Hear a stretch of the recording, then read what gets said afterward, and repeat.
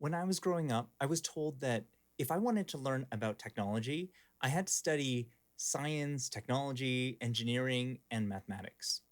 But when I got a job in the technology field, I learned that I should have paid more attention in social studies. I should have taken a few history classes because much of the ways in which technology is being applied today comes directly from the world of power. It comes from the world of politics. And so, my goal today is to tell you a little bit about the background behind the AI Sputnik revolution and how that impacts metaverse education today. Hey, I'm Dr. Ed. I'm just a geek kid who was shown a little bit of mercy when he was caught cheating by his French language arts teacher. It was creativity that took me out of my slump and enabled me to get my PhD in computer science. And it helped me work in the last 15 years on building up creativity of students in the field of education and technology. Now, I'm going to be sharing three different aspects related to metaverse education. The first is I'm going to talk about the AI Sputnik crisis. And then I'm going to talk about technology and politics and why those are important. And then finally, I'm going to talk a little bit about the future of metaverse education. So let's get right into it. To start, I want to talk to you about the AI Sputnik crisis. Many of you are already familiar with the Sputnik crisis, where we had the first satellite around the Earth. Um, it meant that America was no longer leading in terms of technology. They were very much behind, and this caused a concern, a national political concern. And what happened as a result of the Sputnik crisis was a very big shift in the world of education, a lot of investment in education, the creation of NASA, the exploration of space. And we all know how things turned out. They turned out quite well, of course, for America. And in the same way, China experienced its own Sputnik crisis. In the AI Superpowers book by Kai-Fu Lee, he refers to this AI Sputnik crisis when Lee Sedol, the Go champion, was defeated against Google's AlphaGo. And it taught many people, especially the decision makers in China, that AI could beat some of the best, like some of the smartest people that they know, and it would do things that they thought computers would never be able to do. And this was a real crisis moment in China, and it resulted in a dramatic shift in the education system there. And so now you'll see many young learners who are learning artificial intelligence in kindergarten. They're doing a curriculum that goes all the way up to grade 12. And by the time they graduate, just from public school, they'll already be experts in the field of artificial intelligence. So you might ask, well, why study the topic of AI? What's the big deal, anyways? And like I said earlier, artificial intelligence is power. It's power on the internet. It decides who gets what, where, when, and how. And this is no longer a decision made by people. If you are one of the 50% of Gen Z who is freelancing, these decisions are made by an AI. So, as we start getting into the metaverse, we have to recognize that we're increasingly moving to a world of AI where computers are going to decide who gets their resume shown on the system, which social media posts gets promoted. And we have to recognize that these systems are trained with a significant amount of bias. And those who understand what the AI is looking for will have a huge advantage compared to those who do not. And the thing I'll also add is we need to look at, well, why is the technology used in that way? We, of course, have this unlimited access to social media on a regular basis after you're 13 years of age and older. However, in China, for those under 13, there are new restrictions. Video games you're only allowed to use for a few hours on the weekend. And when it comes to social media, there's restrictions on the use of social media after 10 p.m. all the way till 6 a.m. So there's no late night social media binges as mandated by the government. So in addition to the venture funding that is going into AI companies in China, we're seeing the impact of the policies that are made by the big tech companies themselves. So, for example, we've got whistleblowers such as Sophie Zhang and Frances Haugen, that Facebook was being used to influence voting and was used to target specific groups of people, and it was negatively impacting the mental health of youths. And so the issue that a lot of parents speak to me about is this notion of being sedated. Our kids are being sedated by the technology. And we need to use the technology more for relating with each other and for creating the future that we want. And so that's where I come up with the phrase don't sedate, relate to create. Next, I'm talking about technology and politics. A few years ago, I had the opportunity of participating in a masterclass of thought leaders in educational technology. People involved with the original versions of Logo, students of Marvin Minsky, and the researchers who brought us the One Laptop Per Child project. And one of the things that they mentioned was they regretted that even though they had the greatest of intentions, many of their visions didn't become the reality that they were expecting. And a lot of the reasons that they cited for their failure was a failure to understand the world of politics. Um, with one particular political administration, everything was good. But then they got voted out and things changed. People wanted something different. And so the investments in, say, the One Laptop Per Child project switched and it got changed and it didn't grow from that point.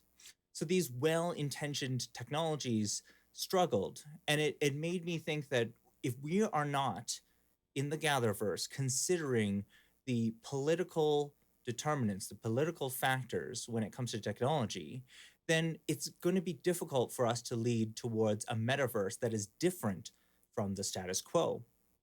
Like I said, power is this ability to determine who gets what, where, when, and how on the internet. And we need to ask the question of, well, who are the current winners? Because much of their goals is to stay in power. And when we do this, we have an understanding of why the algorithms or the AI is trained and set up the way that they are. Why do they end up doing harm to these particular groups? And so really, if we want to move towards ethical AI, and this is a big challenge, we can see like many big tech companies disposing of they're some of the first people let go these ethical AI teams and departments because they're often perceived as working against the goals of the company, which of course is to profit, make more money, and to keep them in their positions of power with the minimal amount of regulation possible. And so until we change the rules, I don't expect that we're going to see much different in the world of the metaverse. And so what do I mean by how can we change the rules? Well, companies often refer to data as the new oil. But for most of us in the metaverse, data is the new vote, and AI is the new law. This is, as a digital citizen, you can choose to give your data to certain big tech companies or not.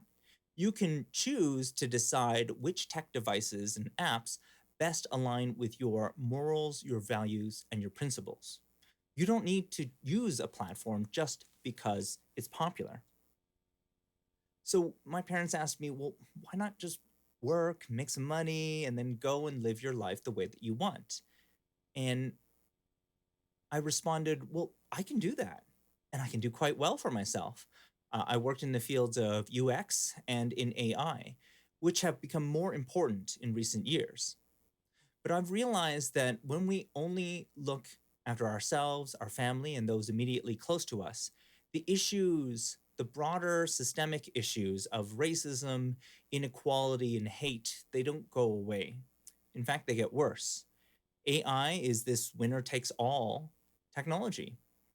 And what we're realizing in AI is it's not the smartest algorithms that seem to be winning, it's the ones with the most data. And so when you have more people and more data, you just have better results. And so this means that China's going to have a major advantage in the area of AI simply because they have more people, which means more data. And so now let's think about education in the metaverse. While not every student will become a programmer in the future, every student will use AI. Every time they do a search on the internet, they watch a video and apply for a job. Success in the future will depend on your ability to optimize your work for like search engine optimization for the AI systems. And we need a method to teach about AI in a way that ensures that our most disadvantaged students don't get left behind. Remote learning can be very helpful if you have parental support, but our most disadvantaged students often don't have the help that they need. Now, I served as the founding school council chair for the largest K 9 online school in Alberta. Having my child in online learning helped me understand the importance of hands on peer learning. Our brains are very efficient.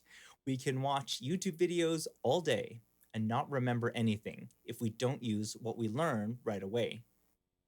And I'm hoping that we can take these same lessons into the education in the metaverse. Now, I've been running AI parenting for a few years to teach the social studies version of AI. My approach is to start a science, technology, robotics, engineering, art, and math, or a STREAM academy that specifically talks about the social implications of robotics in our lives. I want to use a hybrid approach to learning that involves creating tangible robots at an order of magnitude less cost than existing educational solutions. This approach requires us to think about manufacturing at scale from the get go. We need a cost efficient base material to make hybrid learning equitable. And I'm proposing the use of wood because it's natural, it's easy to work with, and biodegradable. There are already companies that can manufacture wooden learning STEM kits at scale. So, for example, just yesterday, my youngest made this little elevator, and it was something that he proudly wanted to share with family. It just moves up and it moves down, as you can see. And so, AI parenting stream kits like this become a powerful tool for learning about robotics outside of the school environment. The cost is low enough that each student in a classroom could take one home. And given that education in the US is measured by performance and curriculum standards, we need to align with the goals of the decision makers, like especially those who are policymakers in education, like the government. So that's why we're adding engaging videos, lesson plans, and activities that complement the standards that teachers need to teach and are evaluated on. But my secret goal is that I also want to sneak in lessons about AI that will help children for the rest of their lives. And so my plan is to offer this as a monthly description or a subscription. And if you want to learn a little bit more, you can go and visit aiparenting.live. We have a free email list that you can sign up for.